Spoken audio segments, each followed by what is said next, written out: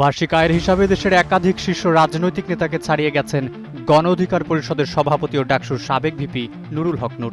পেশায় ব্যবসায়ী নূরের বার্ষিক আয় 20,40,048 টাকা, যা বিএনপির ভারপ্রাপ্ত চেয়ারম্যান তারেক রহমান, জামায়াতে ইসলামীর আমির ডাক্তার শফিকুর রহমান এবং জাতীয় নাগরিক পার্টির আহ্বায়ক নাহিদ ইসলামের ঘোষিত আয়ের চেয়েও বেশি।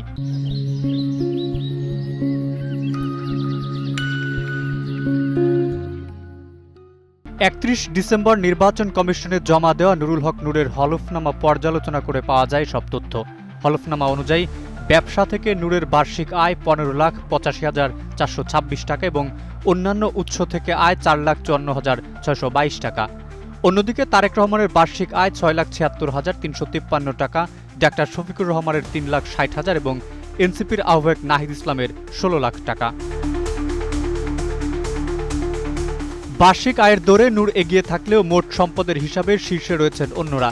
হলফনামা অনুযায়ী তারেক রহমানের মোট সম্পদ 1,96,00,000 টাকার বেশি এবং ডাক্তার শফিকুর রহমানের মোট সম্পদ 1,02,73,640 টাকা। নুরুল হক নূরের মোট সম্পদের পরিমাণ দেখানো হয়েছে 90,43,841 টাকা। নূরের সম্পদের বিবরণীতে উল্লেখ আছে তার কাছে নগদ রয়েছে 28,38,217 টাকা এবং ব্যাংক ও আর্থিক প্রতিষ্ঠানে জমা আছে 2,89,313 টাকা।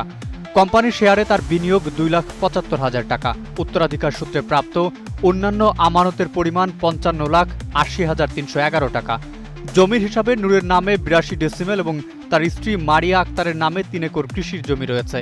দায় হিসেবে নূরের দেনা 3,88,160 টাকা থাকলেও কোনো ব্যাংক ঋণ নেই। হলফনামা অনুযায়ী নূরের স্ত্রী মারিয়া আক্তার পেশায় শিক্ষিকা। তার বার্ষিক আয় 1,91,880 টাকা এবং মোট সম্পদ 12,66,818 টাকা। পারিবারিক তথ্যে দেখা যায় নুরুল হক নূর 3 সন্তানের জনক। তার উপর নির্ভরশীল হিসেবে বাবা মা ও ভাই বোনের নাম উল্লেখ রয়েছে। মামলা সংক্রান্ত তথ্য অনুযায়ী বর্তমানে নুরুল হক নূরের বিরুদ্ধে দেশের বিভিন্ন আদালতে 6টি মামলা চলমান রয়েছে।